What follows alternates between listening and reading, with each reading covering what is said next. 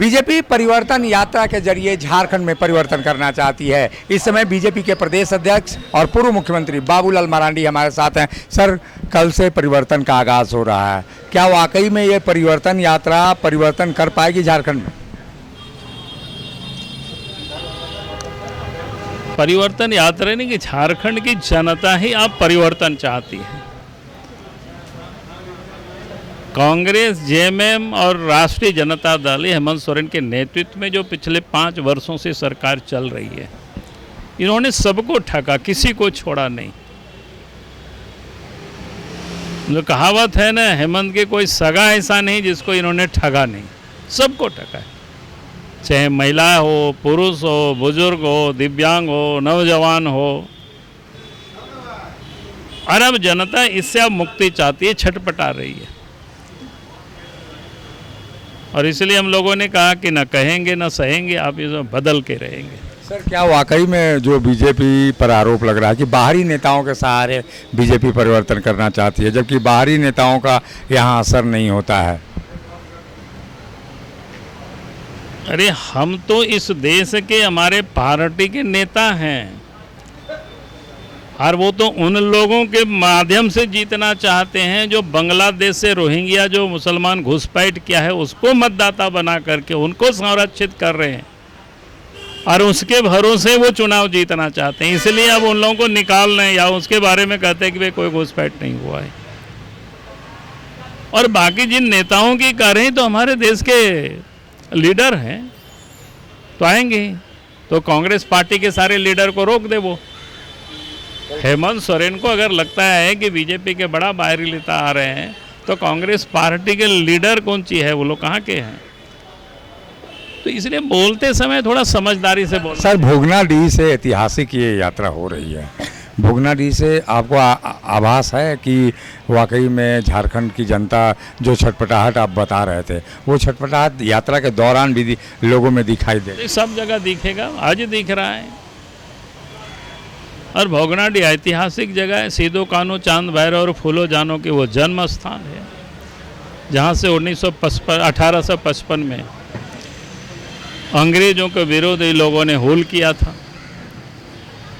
अब उस स्थान से यात्रा प्रारंभ हो रही है, तो ये कम बड़ी बात नहीं है। यानी कहा जाए कि हुल के बहाने एक परिवर्तन का नया आगाज? नहीं, स्वाभाविक है। अब परिवर्तन जरूरी है भाई। इतनी जो लोगों को ठगा है, इतना लूटा है, अब भी परिवर्तन नहीं होगी तो कब परिवर्तन होगा? सर, 1 नेशन 1 इलेक्शन का बात आ रहा है, और इस बात को बीजेपी तो सकारात्मक बता रही है, लेकिन विपक्ष कह रही है कि हेमंत सोरेन ने भी कल कहा कि बीजेपी पूरे देश पर एक पार्टी की सरकार चाहती है। कहाँ का एक पार्टी की सरकार चाहती है? कहाँ बोला इन्होंने? ये लोगों को दुष्प्रचार करना खूब आता है भाई। चुनाव में जितना पार्टी पार्टिसिपेट करे उसमें क्या दिक्कत है? हम चाहते हैं एक साथ चुनाव हो, और देश के प्रधानमंत्री के नेतृत्व में कल जो कैबिनेट ने निर्णय किया, क्या किया भाई, चुनाव एक साथ हो, 1 नेशन 1 इलेक्शन।